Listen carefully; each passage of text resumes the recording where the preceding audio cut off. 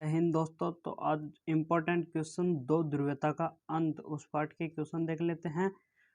तो important question शुरू करते हैं बिना किसी देरी के। अभी तक आपने हमारे चैनल को सब्सक्राइब नहीं किया तो प्लीज़ चैनल को सब्सक्राइब कर ले। तो हमारा पहला क्वेश्चन अब स्टार्ट करते हैं। तो दूसरी दुनिया क्या है?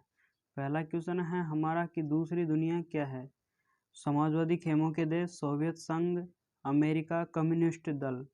तो इसका सही उत्तर होगा समाजवादी खेमों के देश। अगला क्वेश्चन है दूसरा, सोवियत संघ कितने गणराज्यों से मिलकर बना है? तो सोवियत संघ 15 गणराज्यों से मिलकर बना है। इसका सही उत्तर होगा 15 गणराज्य। उत्तर ग।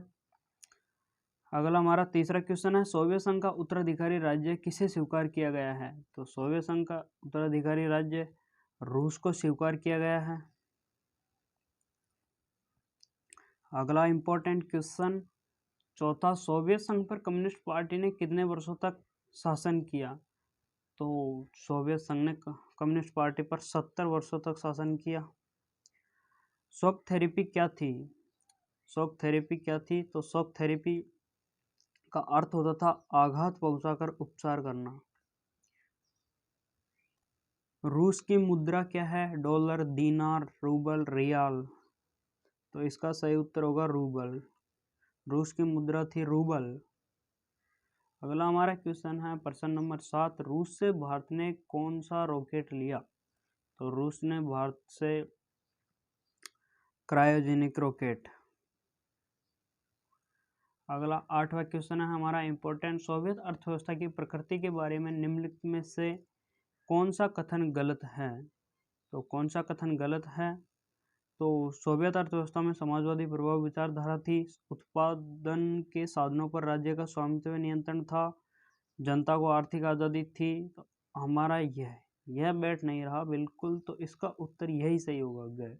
जनता को आर्थिक आज़ादी नहीं थी वहाँ पर, तो इसमें देखा दी थी। क्वेश्चन नंबर 9, निम्नलिखित में से कौन सा सोवियत संघ के विघटन का परिणाम नहीं था?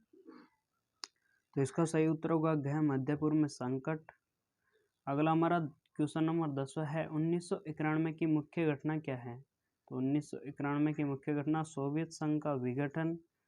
इसका सही उत्तर होगा सोवियत संघ का विघटन था 1991 की प्रमुख घटना। 11वां है 1991 में सोवियत संघ का विघटन क्यों हुआ था?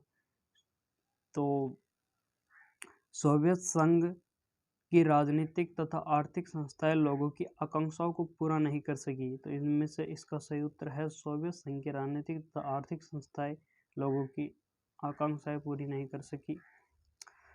अगला अति लघुतात्मक उत्तरीय प्रश्न 2 नंबर के हैं जो कि इम्पोर्टेंट है। तो हमारा पहला क्वेश्चन है इसमें कि शीत युद्ध का सबसे बड़ा प्रतीक क्या था?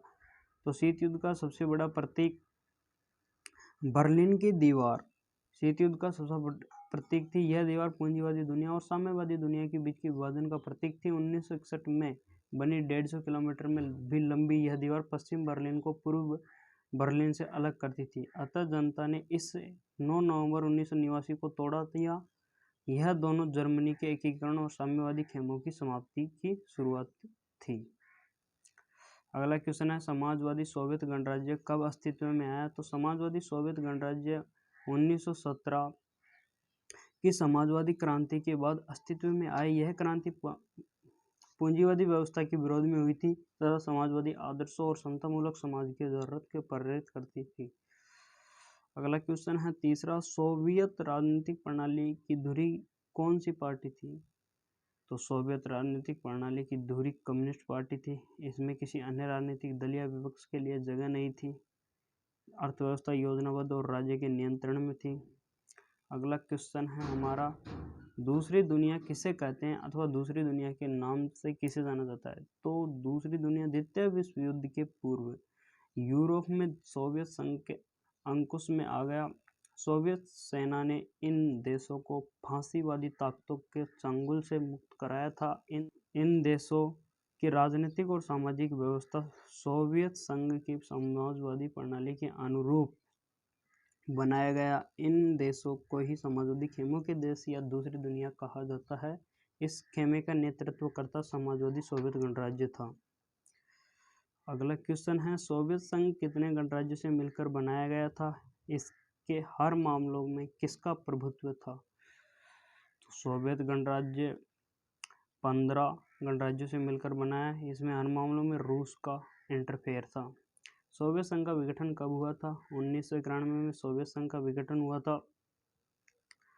सोवियत संघ के 3 बड़े गणराज्य रूस, यूक्रेन और बेलारूस ने बोरिस येल्त्सिन के नेतृत्व में दिसंबर 1991 में सोवियत संघ की समाप्ति की घोषणा की। सोवियत संघ के पतन का क्या कारण रहा? सोवियत संघ की राजनीतिक, आर्थिक, संस्थाओं द्वारा अंदरूनी कमजोरी के कारण लोगों की आकांक्षाओं को पूरा नहीं कर पाना संघ के पतन का कारण रहा। कई साल तक अर्थव्यवस्था गतिरुद्ध रही, इससे उपभोक्ता वस्तुओं की बहुत कमी हो गई। सोवियत संघ की घनी आबादी एक बड़ा हिस्सा अपनी राज्य व्यवस्था का शक की नजर देखने लगा। शॉक थेरेपी की सर्वोपरि मान्यताएं क्या थी? तो शॉक थेरेपी आघात पहुंचाकर उपचार करना की सर्वोपरि मान्यता थी। मिल्कियत का सबसे प्रभावी रूप निजी स्वामित्व होगा। इसके अंतर्गत राज्य की संपत्ति के निजीकरण और व्यावसायिक स्वामित्व के ढांचे को तुरंत अपनाने की बात शामिल थी। अगला क्वेश्चन है, सोवियत अर्थव्यवस्था को किस पूंजीवादी देश जैसे संयुक्त राज्य अमेरिका की अर्थव्यवस्था से अलग करने वाली किन्हीं 3 विशेषताओं की चर्चा कीजिए। तो पहली, सोवियत अर्थव्यवस्था समाजवादी थी, जिसमें सभी नियंत्रण राज्य के होते थे, लेकिन पूंजीवादी अर्थव्यवस्था में नियंत्रण निजी हाथों में होता था। दूसरा है, सोवियत संघ की अर्थव्यवस्था योजनाबद्ध तथा राज्य के नियंत्रण में थी, लेकिन पूंजीवादी अर्थव्यवस्था में नियंत्रण निजी कंपनियों तथा उद्यमियों के हाथों में होता था। तीसरा, सोवियत अर्थव्यवस्था समाजवादी थी, जबकि अमेरिकी अर्थव्यवस्था पूंजीवादी है। प्रश्न नंबर 10 है, भारत को रूस के साथ अपने संबंधों से क्या फायदा हुआ?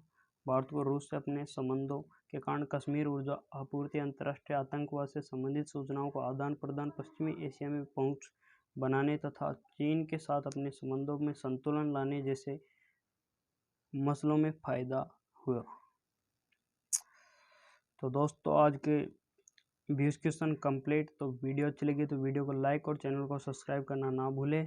और इसकी PDF टेलीग्राम चैनल पर मिल जाएगी, जो कि मोनू स्टडी करेल है। आपको लिंक डिस्क्रिप्शन में दे रखी है चैनल की, तो वहाँ से जाइए और टेलीग्राम को ज्वाइन कीजिए।